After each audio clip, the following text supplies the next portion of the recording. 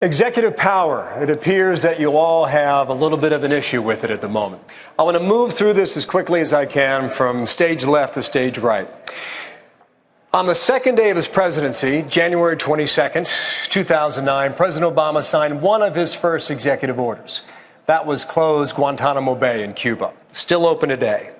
What would be your first executive order? Governor Gilmore, start. Well, it's not a matter of what the first executive order would be, Bill. The matter is what orders exist now that shouldn't exist.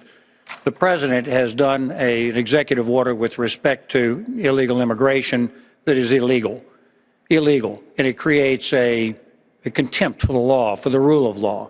If I were the President of the United States, I'd go and look at every executive order that exists right now and determine which ones want to be voided, because the president shouldn't be legislating, not through that vehicle or any other.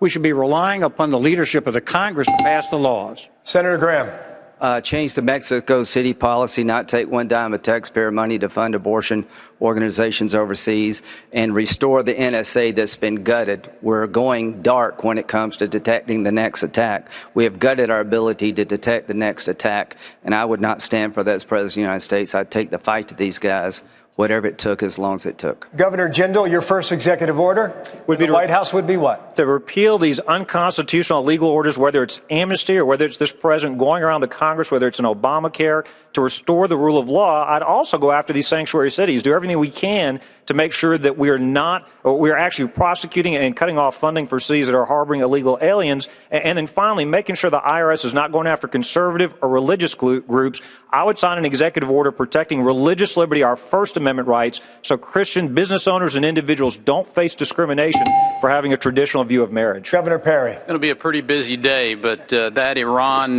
negotiation is going to be torn up on day one, and we're going to start the process of securing that border. I'm also going to take a bottle of white out with me to get started on all those executive orders that Mr. Obama has put his name to. That will be a long day. It will be a long day. Senator Santorum? Just ditto that. We're going to suspend, I've said this for 4 years, we're going to suspend and repeal every executive order, every regulation that costs American jobs and is impacting our freedom.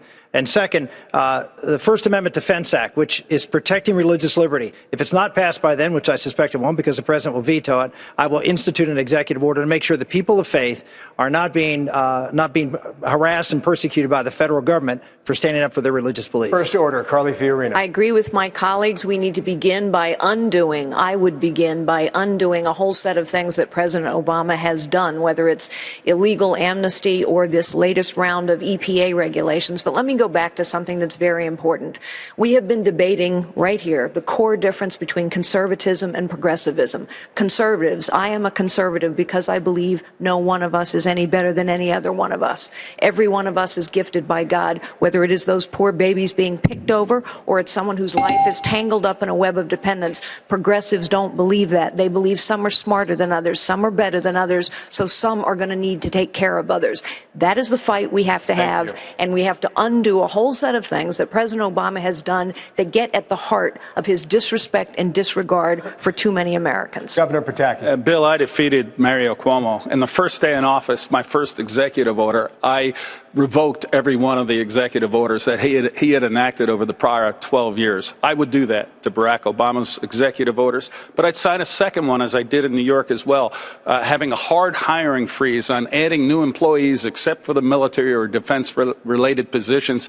I signed that executive order. When I left, the workforce in New York State had been reduced by over 15%. We can do that in Washington. I will do that in Washington. Thank you all.